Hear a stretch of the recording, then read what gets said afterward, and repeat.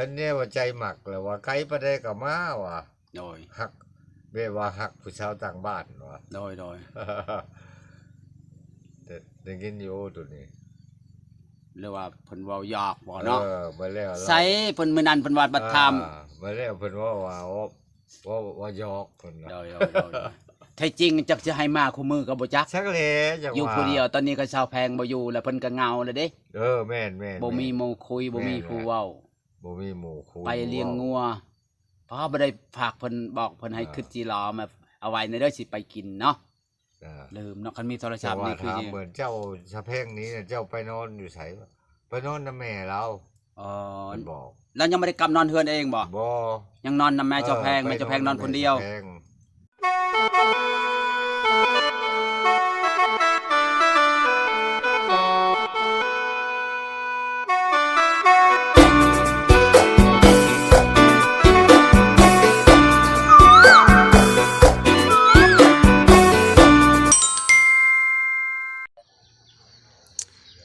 กับสบายดีหรือว่าสวัสดี FC ทั้งไทยทั้งลาวหรือว่าต่างประเทศก็ยินดีเข้าสู่สองบ้านหนอมพามวนคือเก่าคือเดิมพี่น้องมื้อนี้ก็ตูมีมานอนนำอีกแล้วพี่น้องเพิ่นว่าอยู่ผู้เดียวเงาพี่น้องโอ้คือสิคิดฮอดผู้สาวแห้งพี่น้องเลยว่ามานอนนำอีกพี่น้องเพิ่นว่านอนอยู่นี่ก็ม่วนเพิ่นว่าอุ่นดีเพิ่นว่านอนอยู่ป่าอยู่ดงเพิ่นว่าโอ้ยสุดยอดตูมีน่าจะคิดฮอดผู้สาวพี่น้องวันนี้เขาจะมาคุยมาอารมณ์กับเพิ่นว่าเพิ่นสิว่าจังใดเรื่องผู้สาวเพิ่นสิแฮปปี้หรือจังใดพี่น้องเพิ่นนั่งพิงไผ่อยู่พี่น้องเพิ่นหนาวพี่น้องโอ้อากาศหนาวพี่น้องไปจังใดก็เฮาต้องไปคุยไปลมว่าตรงนี้เขาจะมีคำตอบจังใดเฮาต้องไปเบิ่งไปชมนํกันพี่น้องถ้าผู้ใดได้เบิ่งได้ชมแล้วอย่าลืมกดไลค์กดแชร์หรือว่ากดติดตามช่องมานอมพามวลเช่นเก่าเช่นเดิมเพื่อบ่พลาดในการถ่ายคลิปให้พี่น้องเบิ่งคือเก่าคือเดิมพี่น้องโอ้ว่าแล้วก็อีต้นตูมีพี่น้องอยากได้เมียแห้งปีนี้เพิ่นว่าอยากได้บ่มีหมูมีคู่เพิ่นว่าอยู่ผู้เดียวเฮ็ดหยังก็ยากหาอยู่หากินก็ยากพี่น้องไปบ่ต้องศึกษาที่เวลาหาต้องไปคุยไปลมว่าเพิ่นสิว่าจังใดกับผู้สาวเพิ่นสิตกลงกันไวๆนี่หรือว่าคบไปเรื่อยๆก็เราต้องไปลมไปคุยนำกันพี่น้องไปเลยเพิ่นสิว่าจังใดพี่น้องสบายดีคือมืดเป็นอะไรเนาะมื้อนี้โอ้มื้อนี้หน้าตาสดใสเนาะอากาศแจ้งสว่างหน้าตาสดใสพี่น้องโอ้ยหูเข้าตาจนแสบมอโต้อีกจักมื้อจะได้ไปหาผู้สาวบ้านนี้จังว่ามันยังว่าจะคือว่าอยู่พังอะไรเบบ่ยังบ่ทันได้ความตอบยังบ่ได้คำตอบเนาะเจ้าโดยยังบ่ได้ความตอบเป็นจังไดตามฟังผู้หญิงเว้าหั่นเป็นจังไดทางผู้หญิงเว้านี่ทางผู้หญิงเขาเว้าจังไดว่าเขามักบ่หรือเขาเว้าซื่อๆตามเจ้าว่าตามเจ้าคิดหั่นน่ะตามคิดหยังก็ยังบ่ได้แน่นอนไดยังบ่ได้แน่นอนบ่ล่างเทื่อก็จักว่าเว้าตั้งแต่ปากซื่อก็บ่จักแต่ว่าจิตใจของเขาก็จักสิเป็นใจเราสิเป็นใจเฮาบ่อ่านบ่ออกบ่ฟังเว้าหั่นมักทางมักน่ะก็มักแต่เพิ่นเว้าหั่นเนาะเจ้าแต่ทางเจ้าได้จ้ะก็มักคือเดียว ทางเจ้าหั่นคือว่าเต็มร้อยเนาะเต็มร้อยแต่ทางผู้หญิงนี่ก็มีแต่ว่ามักแท้จริงจักเขามักบ่มักเขาก็บ่ฮู้เนาะว่าเพราะว่าปากเว้าได้คือเพิ่นว่าเนาะเจ้าเว้าได้เว้าได้ทุกคนแนวคำเว้าบ่ได้ชื่อเนาะเจ้าตามคำเว้าคำว่าของเขาหั่นว่ามักล่างเทื่อก็คนความเว้าบ่ได้ชื่อความได้คือก็พัฒนาใส่ก็มีโดยเป็นนั่นดอกคนเฮานั่นมันจะว่าเฮาจังว่าบ่ทันมั่นใจคักโดยคันมีโทรศัพท์ใครแล้วโทรไปจีบเนาะเจ้าก็บ่มีโทรศัพท์เจ้าแม่นแล้วแม่ใหญ่เหี่ยวก็บ่มีโทรศัพท์บ่มีคือเดียวมีแต่นาเจอนาเลยเจ้าเจอนาโลดนาเจอนาตัวจริงเลยเนาะเจ้าแม่นแหละตามเฮาสังเกตเบิ่งนี่แม่ใหญ่เหี่ยวนี่มักอยู่แต่ว่ายานตู้นี่สิว่ารับค่าสินสอดบ่ได้ เจ้า เพราะว่าฮีตเขามันแพง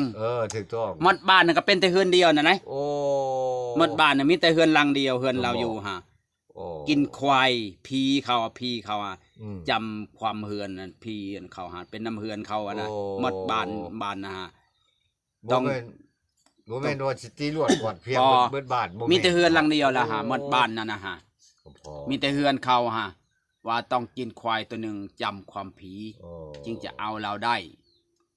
เป็นลูกเป็นเมียแบบสิชูก็เชียร์ควายเอาเมื่อเฮือนก็เชียร์ควาย โอ้ ในฮีตเขาอะ ในฮีตของ โด เพิ่ ย น โดย เนาะ แต่ว่าเรื่องเงินเรื่องทองเนี่ยอับบ่แน่เพราะว่าเฮาว่าเราว่า30 ล้าน ถ้าเว้าจริงแบบผู้เฒ่าผู้แก่เพิ่นเว้าก็บ่ฮอดพุ่นดอกเพราะว่าเฮาก็บ่รู้แล้วก็ลดก็มันมือ2มือ3แล้วเด้ มันสิเอาราคามือหนึงมันก็บ่เป็น เจ้า เนาะ เจ้าเจ้า อ้าวคนเฮามันต้องเปรียบเทียบแบบซั่นได้ เจ้าเจ้า แบบติงๆก็ห้อย30-40 ล้านเขาก็ซื้อแม่นบ่ โอ้เดี๋ยวนั่นแหละ มันก็ได้ขี่หลายปีแล้วเนาะ เจ้าเจ้า อันนี้ละเมื่อขี่2-3เดือนแล้วเทะๆแล้ว แม่น เนาะเสียนยังได้เนาะ เจ้า อันนี้ได้ เออ อันนี้จันว่าหักเพิ่นเว้าเพิ่นว่าก็ยังบ่แน่เพิ่นว่ารอถามผู้ใหญ่ก่อน เออ ทางว่าสิเอานี่เอาเพิ่นว่า เออ ต้องคบไปก่อนแม่นว่า เจ้า ที่ว่าตามเบิ่งชุมเจ้าคุยกันนะ เออ คบไปก่อนเพิ่นว่า อ่า เราคบไปเรื่อยๆเพิ่นว่า เนี่ยนั่นแหละ วัดใจกันไปก่อนเพิ่นว่าแม่นว่า เจ้า และเพิ่นเว้าจังได๋ใส่เจ้าเพิ่นว่าให้รอบ่ รอไปนี่แหละเพิ่นว่า โดย ก็บ่แม่นดอกว่า สิพาวสิเฮ็ด สิเผาสิฮีดเพิ่นว่า คิดฮอดก็มาหากัน ก็มาหากันเรื่อย โดย ๆ เจ้าบ่ว่ามาดุแล้วเจ้าสิบ่เครียดบ่บ่ว่าบ่ ยังบ่ทันได้เดี๋ยว ยันว่าถามว่าค่อยไปให้เจ้านี่มาดุนี่เจ้าสิมาให้เขาว่า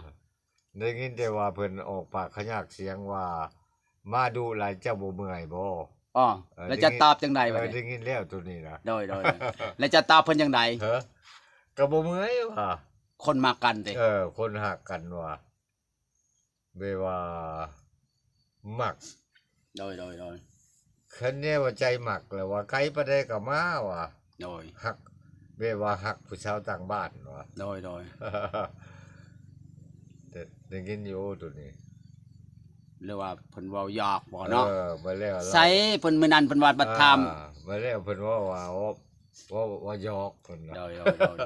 แท้จริงจักสิให้มาคู่มือก็บ่จัก ชักแลจังว่า อยู่ผู้เดียวตอนนี้ก็ชาวแพงบ่อยู่แล้วเพิ่นก็เหงาแล้วเด้ แม่นบ่มีหมู่คุยบ่มีผู้เว้า บ่มีหมู่คุย ไปเลี้ยงงัวเพราะบ่ได้ฝากเพิ่นบอกเพิ่นให้คิดจีรอมาเอาไว้ในเด้อสิไปกินเนาะ ลืมเนาะคันมีโทรศั แต่ พท์ ว่า นี่คือ ถาม สิ เหมือนเจ้าชะเพ่งนี้เนี่ยเจ้าไปนอนอยู่ไสวะไปนอนนำแม่เรา อ๋อ เพิ่นบอก แล้วยังบ่ได้กลับนอนเฮือนเองบ่ บ่ ยังนอนนำแม่เจ้าแพง ไป แม่เจ้าแพงนอนคนเดียว แม่ชะแพง โดย ชะแพงบอกว่าให้มานอนอยู่เฮือนนำแม่เพื่อน โดย แล้วเว้า จะบ่ได้ว่านึกว่านอนนึกว่าเมื่อนอนเฮือนตัวเองเลยสิไปนอนเป็นหมู่ไม่ใช่ บ่ได้ว่าลองหยอกล่ะ บ่ได้เว้าตัวนี้ ว่าใช่ขึ้นเงินข่าวว่าคันยังนอนก็ไปนอนโลดว่ะให้เจ้านอนผู้เดียวอ่ะบ่ นอนผู้เดียวแหล้วเราอ่ะ อ้าว แล้วไหนจึงให้นอนผู้เดียว ไป แต่ นอน เจ้าเว้าจังไดอยู่นี่ ไปนอนผู้เดียวมันก็บ่เป็นแล้วไปนอนผู้เดียวอ่ะ โดยบ่แม่นเฮือนตัวเองติ มันบ่เป็นเฮือนตัวเองเนาะ ไปนอนเฮือนหมู่เนาะ เจ้า โอ้ เจ้าก็บ่จักแนวเว้าแต่ให้นอนอยู่เฮือน ว้าวบอกให้นอนผู้เดียวอยู่มันก็บ่จัก โย่ ในเว้าคือจะว่าหั่นแหละ เป็นได้จะนอนผู้เดียวคือว่าเงินของคนยังบ่ได้ขอให้นอนผู้เดียวคือว่าสิว่า เนี่ยนั่นแหละ บ่แล้วเจ้าบ่ได้ถามคันขอเลยนอนนำหรือบ่สิบ่ได้ถามบ่ บ่ยังบ่ได้ถาม เออยามว่าคือเป็นตุพายฮะ คอแล้วก็ยังให้บ่ให้นอนนำโบ่ว่าพี่บ้าว่าตุพาย วะ แล้วว่าจะตุพายจุก็จะโอ้ โอ้ โห มันเป็นแต่ในครอบครัวนั่นเนาะ เป็นแต่ครอบครัวเขาหั่นน่ะ แบบว่าฮีดของ ฮีดเขาหันกินควาย เออ แต่คนอื่นน่ะกินงัวก็ได้ โอ้ แต่เฮือนเขาหันฮีดผีเขากินควาย ก็บอกมันก็เป็น น้อยๆ ไข่อยู่เนาะ น้อย อันนี้ทั้งควายทั้งงัวเราอ่ะ น้อยพังบอก อืม พังไปนั่นแหละเนาะ เจ้า โอ้ให้ได้กับความฮัก พังไปดีแล้วเขาก็ไปเรื่อยๆแหละคันว่าเขา คันมันเข้าลึกอริห้วยชำได้เขาก็โชว์เด้อคนเฮา โย แนวมัน แหละ คนฮักกันนี่มักอะไรก็ห้วย ควายหาโตก็ยันหาเด้อ เจ้าแม่นเลยแม่น แนวมันบ่มีก็หาใจเลยเนาะ เออ โดย มันคุบใช้บ่มาควายใช้บ่ได้ก็จักสิไปหาใส่ก็ตูมีก็ได้ข้าวซื่อจังว่า โดยมื้อนี้ก็ได้จบคลิปซำนี้เนาะ เจ้า เว้าเล่นกันสนุกเฮฮาเว้าเรื่องผู้สาวเพิ่นอีกบ่เฮิงก็สิไปหาเพิ่นคือเก่าเนาะ เจ้า เพิ่นก็เว้าหยอกเว้าเล่นนำเว้าหัวนำเพิ่นว่า เจ้า ต้องคบไปเรื่อยๆเนาะแต่จริงเพิ่นก็มักเบิ่ง แม่น ฟังเว้าเฮาก็มักมื้อนี้ แม่น ขอบใจ เจ้าสบายดีร่ำรวย ป้าบัดนี้ ได้หมู่ได้ครูได้ เพิ่นสิเมื่อป่าแล้วเพิ่นได้พุนได้พลอยมาใช้ผักใช้หญ้า ได้เมียจังว่าพอได้ว่ามีหมู่มีครู บ่อยากได้ลูกได้เมียพอได้มีหมู่มีครูเว้านำ เพราะว่าได้เฮ็ดเองเฮ็ดง่าย โดย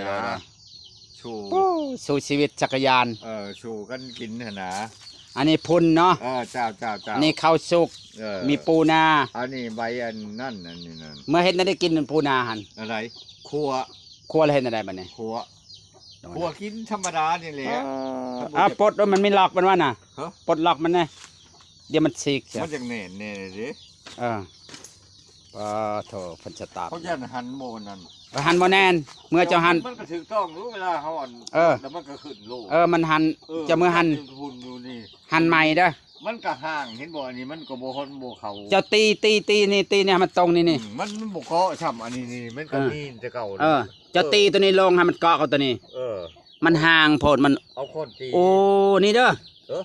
เจ้าหันออกไปเลยเอาตัวนี้เอาข้างนอก เอานี่เอาข้างนอก มันลืม อัจังว่า เฉพาะมันบ่แจมเฮาใช้ทางใน โอ้ เฮาใช้เพชรนี่ ผิดแล้ว เอาเหล็กตะแกรงที่ช้อนนี่ใช้ข้างนอกน็อตนี่ เขาใช้เขาก็ใช้ทางนอก แม่น เก่านั่นแม่น เพราะว่ามันจะแจบตัวนี้ได้เห็นนะมันบ่แจบโอ้เฮาใช้ผิดเอง เฉพาะมันบ่อยู่นี่ให้มันจะต้องหั่นใหม่ฉันก็ เนี่ยหมุนมันก็เฉพาะมันบ่ เอาจังซี่ซะอันซี่ยันเฮ็ดบ่เป็นจ้ะฮะเอากุญแจมาเดี๋ยวเฮาจะเฮ็ดให้ใหม่ เจ้า เอากุญแจมาเด้อเขาจะมามื้ออื่นมื้อหือเด้อ เจ้า เฉพาะว่ามันบ่แจบบ่งงเนาะ ทันมาคือ โดยเฮาใช้ผิดแม่นไปแล้วตูมีกลับบ้านแล้ว เก็บมือไว้แล้ว โดย มือพานั่นผิดแล้วปะครับ เฉพาะเฮาหั่นผิดเอง ญาติเด็กน้อยเก็บ เมื่อแล้วตูมีเพิ่นเมื่อปะแล้ว น้อยมาแล้วเขาเก็บไปลินแล้วก็เร็วแล้ว โดยเนาะ ชื่อก็ราคาก็ผักแพงครับ ยืมหมูยากเลย กลับบ้านแล้วเมื่อปะแล้ว อัดเนี่ย โดยคิดฮอดเด้อ อัดเจ้า